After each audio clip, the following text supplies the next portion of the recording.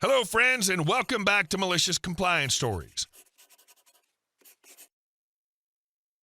Today's story follows a 25-year-old employee who tried to do everything right, communicate openly, stay loyal, and plan her future responsibly. But when she dared to pursue a better opportunity, she learned just how quickly praise can turn into guilt, anger, and emotional blackmail. But before we begin, best way to support our channel is to leave comments, like, and subscribe with a turned-on bell so you don't miss the new video every single day. Here we go. Don't work for them even though they offer you better opportunities. I was the one that made you. The quote said wasn't actually spoken, but it was implied. Recently, I applied for a job within the same company, but at a different building/person.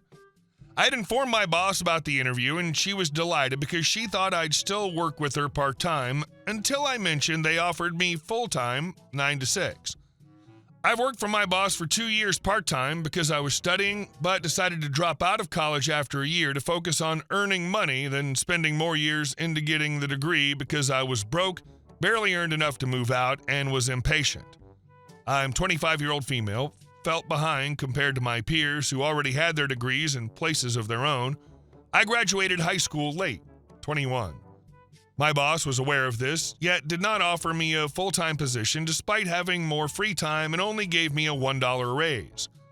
I was naive enough to think there was no full-time position considering my coworkers don't work full-time either, and she accused it of being because they have another job. Because I want to earn more pay per month, and with my experience with the company, I thought to apply to other branches to occupy the rest of my week. But when the interview ended, the manager of that branch mentioned the possibility of working full-time after some months working there, and she showed me the hours, which had me shocked. It felt like my potential was being wasted at my current job. A few days later, I informed my boss of the offer because I innocently thought she would be accepting of my possible transfer and help me prepare. Instead, she became angry and stated, "How could I have the audacity to betray her after all I've done for her? After all these years, she'll give that other person a piece of her mind.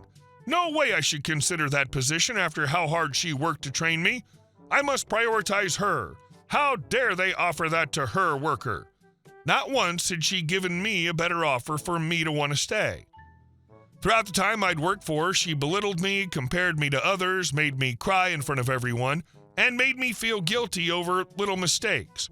She would also breathe down my neck, instruct me to do something but get angry when I do it. I tend to people please, and despite all this, I stayed because I didn't want to be left without a job, but I received an email that I got accepted for the job today and will have my employment contract soon. I will finally be free. Edit. I'll start my new job very soon and sign the contract of employment and officially resigned my old job. My boss had made things harder before my last day working there and even tried getting my coworkers on her side, but they did not entertain what she was saying about me and stayed silent. Probably to avoid the same treatment. They wish me the best and are sad to see me go, but they understood the circumstances. Hopefully that'll be all. You didn't waste time or fall behind. You adapted to reality. Not everyone has the money or safety net to finish school on a perfect timeline. And there's nothing wrong with choosing income over debt. What hurts here is that your boss knew your situation and still kept you capped. She benefited from your insecurity while pretending it was a concern. The moment you found a door out, she slammed every emotional one she could. Guilt, fear, obligation. Because those were the only tools she had left. And our next story. Karen said she wants this elevator now. The other day, I was on a job replacing a worn-out emergency light in an apartment building. For anyone who hasn't worked on older elevator systems, there's a bit of background needed here. Years ago, it was common practice to use the battery inside the emergency light to power the elevator's siren system. It was cheap, it worked, and no one really questioned it. You'd lose main power, the emergency light battery kicked in, and the siren would still scream loud enough to wake the dead. Simple. Modern emergency lights are LED-based and run on different voltages, so that old setup doesn't work anymore. When one of these older emergency lights fails inspection now, you can't just swap it out and call it a day. You have to rewire the entire system properly, New emergency light, new battery, new siren warning, new routing. Nothing especially difficult, but definitely more time-consuming than people expect. This building had a 3-stop elevator, ground floor, first floor, and second floor. Small residential place, nothing fancy, but it's the only elevator in the building. I start every job the same way. Out-of-order signs on every floor, tape over the call buttons, signs directly on the doors. I always start working on the ground floor so anyone entering the building can clearly see there's maintenance happening. You'd think that would be enough to prevent people from doing something stupid. 5 minutes in, I've just disassembled the old emergency light. The housing is off, wiring exposed. Not live, but still obviously not something you want random people interacting with. And my tools are laid out neatly. That's when the problem walks in. Enter Karen. Mid-40s, well-dressed, perfectly capable of walking, carrying exactly 1 grocery bag. Not heavy, not full. Barely even worth calling groceries. She stops right in front of the elevator doors like she owns the place. "Excuse me," she says, already annoyed. "Is the elevator broken again?" I keep my tone professional. "Not exactly, ma'am. I'm replacing this." I hold up the brand new emergency light. The old one failed inspection. This will probably take about an hour. In that exact moment, her daughter Gina walks in behind her, maybe 15 years old, already looking like she's aged 10 extra years just from proximity to her mother. Karen immediately pivots to the next complaint. "How am I supposed to get my groceries upstairs?" I look at the bag, I look at her, I look at the bag. I don't even bother hiding my expression. It's the universal, "Are you serious right now?" face. Gina doesn't miss a beat. "Mom, seriously, take the stairs. It's 2 floors. Karen snaps around like she's been insulted on a spiritual level. "No, I pay for this elevator. I need it now." Gina sighs deeply, the kind of sigh that comes from years of emotional exhaustion. I'm going up. She grabs her own things and heads straight for the stairs without another word. Karen turns back to me, arms crossed, already fuming. "So, how long is this going to take?" "About an hour," I repeat. She huffs dramatically, plops herself down on a bench in the hallway directly in front of the elevator and just waits, staring at me, watching every move like that's going to speed things up. Fine, whatever. I go back to work. I finish mounting the new emergency light to the ceiling of the elevator cabin. Everything's secure, tidy, exactly how it should be. At this point, I need to move up 1 floor so I can access the top of the cabin and start wiring the new battery and siren. I pack up my tools and step out. "You done yet?" Karen snaps. "No, ma'am," I say calmly. "I still need to wire everything on top of the elevator." She squints at me. "No, you're done. You're packing your things." I'm taking my bag upstairs so I can keep working. "Well, can't I use it now?" "No," I tell her flatly. "There's exposed wiring on top of the car. If you use it now, you could short something and get stuck. It's not safe." She throws her hands up. "Fine."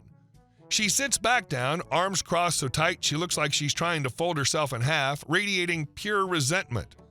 I grab my bag and head upstairs. I'm standing in front of the first floor elevator door when I hear it, the unmistakable sound of the ground floor doors closing, immediately followed by the soft hum of the elevator starting to move. I don't even need to see it. I already know exactly what she's done. Absolutely not. I pull out my emergency key, unlock the first floor door, and the moment the car passes my level, I cut the safety chain. The elevator comes to a sudden controlled stop between floors. Perfectly safe, perfectly legal, absolutely terrifying if you have no idea how elevators work. Karen screams, full panic scream. I open the door and put on my best fake shocked face. "Oh no," I yell. "What have you done?" Calmly, I hit the emergency stop on top of the cabin. Now it's not going anywhere. "This is exactly why I told you it wasn't safe to use," I continue. "You've triggered the safety system. I'll do my best to get it running again, but you've made a mess up here. So I don't know how long it's going to take." There was no mess, but sometimes lessons require a bit of embellishment. Karen absolutely loses it, swearing, yelling, demanding to be let out immediately, threatening complaints, the whole performance. "I need to go to the engine room and see what I can do," I tell her, completely unfazed. I close the door and head upstairs. On the second floor, Gina has come out of the apartment because of the noise. She looks genuinely worried. "Oh no," she says loudly. "Please get her out of there." Then she steps closer to me and lowers her voice. "Don't hurry. Make her suffer." Instant respect. I grin, give her a thumbs up, and continue on the engine room. First thing I do is call my supervisor and explain exactly what happened, just in case Karen decides to file a complaint. Documentation always comes first. Then I take my time. Since the emergency light isn't wired yet, there's no cabin lighting. I pull a fuse, darkness. Restore power, darkness again. Just enough to keep her fully aware that actions have consequences. I let her sit there for about half an hour. Eventually, I reset the emergency stop, let the system synchronize, and send the elevator back down to the ground floor. I wait for the doors to open. Karen stumbles out, looking like she's aged 10 years, pale, shaking, completely humbled. "Please," I say firmly, "don't ever do that again." She nods rapidly. "No, I won't." She takes the stairs. I never hear from her again. I calmly finished my job, packed up my tools, and left the building with a smile on my face. Mission accomplished. Safety disclaimer for the inevitable comments: no one was ever in danger, all systems were tested beforehand, no live wires were exposed. I never left the site. The elevator needed to be operational initially so I could access the car top safely. Every action was controlled, deliberate, and within safety protocol. The only thing damaged that day was Karen's sense of entitlement. The funniest part to me is that she sat there and watched you work as if it could make the whole world cooperate. As if staring hard enough would magically finish rewiring an elevator system. That behavior always comes from people who've never done physical or technical work and assume it's just flipping a switch. The panic only kicked in when she realized systems don't care about attitude. Gravity, safety circuits, and protocols don't negotiate. And our last story. Manager stole my recipes, then lost the restaurant. I'm changing names and a few small details. The cafe was called Sunny Fork, a typical city spot where by 10:05 on a Saturday there's already a line out the door, every other person's Instagram has Eggs Benedict on it, and a proud 4.8 star sign hangs on the entrance. We weren't a white glove restaurant, we were a restaurant with reality. Hot stoves, mountains of dishes, sorry we're out of avocado today, and customers who somehow believe that if they paid $12 for toast, they bought the right to manage my entire life. I was the head chef and kitchen manager, not the TV chef who yells prettily for the camera, more like the one doing the invisible work, recipe cards, portion standards, allergens, prep timing, training the team, quality control, supplier negotiations. I had the thing kitchens value more than knives, a system. Our signature items held the business together like rebar and concrete. 1, a house chicken sauce, think slightly smoky with a light sweet finish. People swore there's definitely something illegal in this. 2, a dessert, salted caramel plus cream. 3, a sourdough bun we raised on a schedule like a baby. No diapers, but plenty of temperature charts. The owner, Sarah, was fine. Not a saint, just a normal person with multiple businesses and a life that never stops moving. Today she's in a lease meeting for a Pilates studio. Tomorrow she's at another cafe. The day after she's with her accountant. She'd show up at Sunny Fork occasionally, smile, shoot a story, praise the team, and vanish back into her world where her calendar looked like a battlefield. This is the moment where a normal owner sounds like fantasy. But don't get excited. In stories like this, there's usually someone who takes her kindness and turns it into a weapon of mass destruction. That someone was the general manager, Mark, operations king, the type who says, "We're one family," but looks at people like rows in Excel. He could smile in a way that made you want to check your pockets, like your wallet might already be gone and he hadn't even finished saying good morning. Mark had a contract with a profit percentage and cost optimization bonuses. And the word optimization in his mouth meant, let's make it worse, but in a way people won't notice right away. He wanted fast money and quick wins, and he absolutely hated that people went to the chef instead of to the manager. Because when guests say, call the chef, he's a wizard, a manager hears, you're decorative. His first moves were the classics: switch suppliers to cheaper ones, cut staff on shifts, shrink ordering until we were always on the edge. If the kitchen is an engine, Mark was the genius who thinks you don't need oil changes because there's still oil in there. I tolerated it because Sarah was decent, the team was good, and the business genuinely worked. Then he bought me a paper. It was a Tuesday after lunch, when the kitchen's still warm but not on fire, and you have exactly 9 minutes to drink a coffee and wonder why you ever decided kitchen life is romantic. Mark dropped a document on the table and said it in the tone people use when they say, "It's nothing," right after you ask why they're holding a chainsaw. Sign this, just a formality for an investor, recipes, spec sheets, processes, company property, you waive any claims. I read it, beautifully written. Everything I created or used at work, from recipe cards to procedures, now belong to the company, and without written permission, I wasn't allowed to use any of it outside the company. Plus a few lines that, in a normal world, would come with a siren. I asked, "Okay, and the compensation? A bonus, a raise, at least a meeting with Sarah?" Mark smiled. "Compensation is you getting to keep working here. Don't complicate it." In moments like that, you either scream or you do the thing I love most in the world, malicious compliance. I sighed and signed, calmly. No scene. Mark thought he'd won. And the next day I did exactly what they had written. I gathered the team before the shift, the sous chef, 2 line cooks, and our pastry chef, who always looked at people like she already knew which one would die first in a zombie apocalypse. "All right," I said, "from now on we only cook from officially approved company recipe cards. No, like we always do. No, I remember." After that document, any improvisation is an allergen liability and a legal risk. If anyone asks why, tell them because management wanted it official. The silence was so sharp I could hear the fridge breathing. The sous chef whispered, "But the recipe cards, they're mostly in your folder." "Exactly," I said. "Now imagine this. If they're company property, the company should have them in its official binder.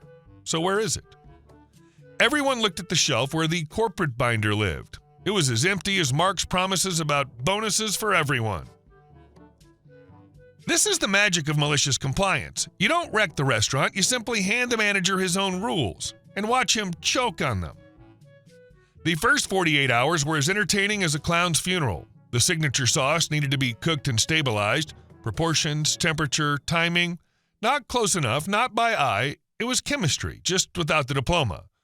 Mark came into the kitchen and said, "People are complaining. Make our sauce." Me, "Give me the approved spec sheet." "Are you kidding me? Just do it like always." I can't do it like always. Now it's an official company process. I need the document and allergen approval.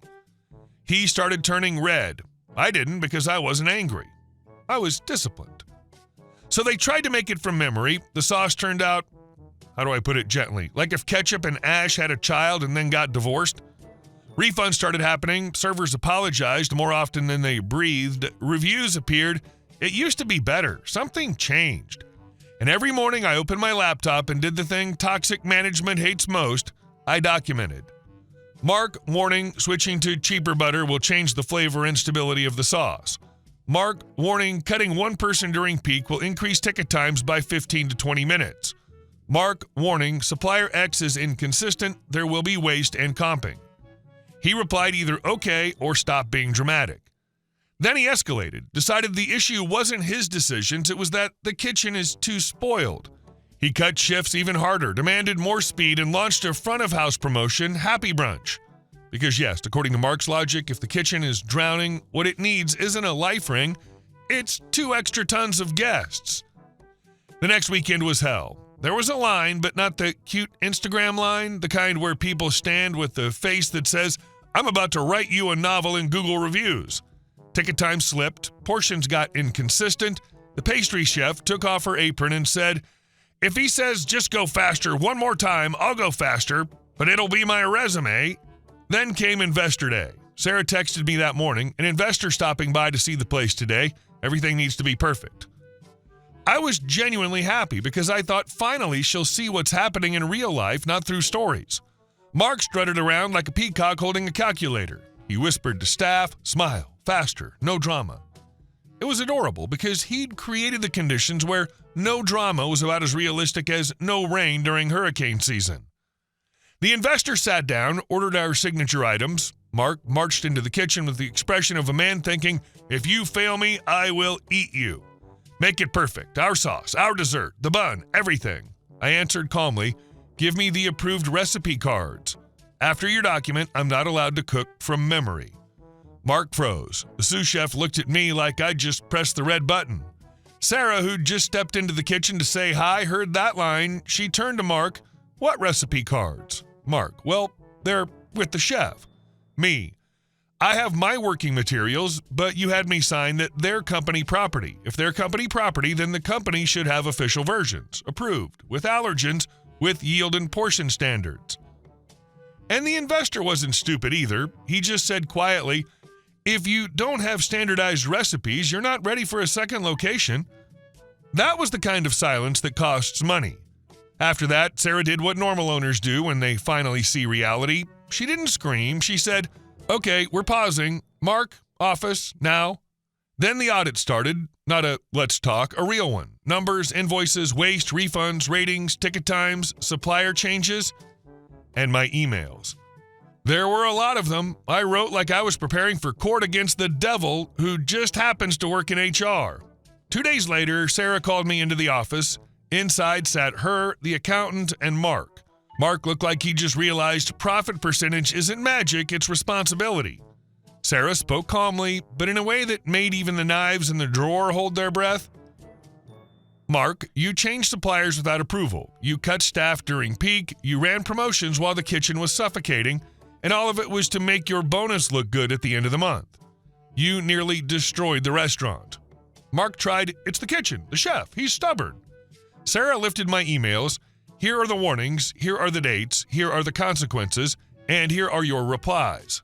Stop being dramatic. Pause. You're fired. And this is the moment people watch these stories for, not because someone's evil, but because someone finally got the bill for their own greed.